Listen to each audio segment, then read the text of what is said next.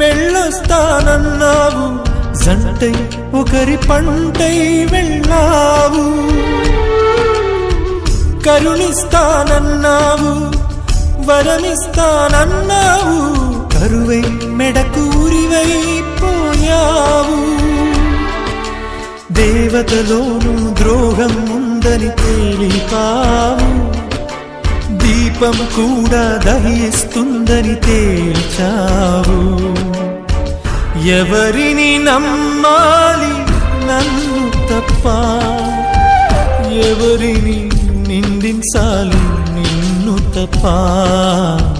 నువ్వంటే ప్రాణమని, నీతోనే లోకమని, నీ తోడే లేకుంటే బ్రతికేది ఎందుకని.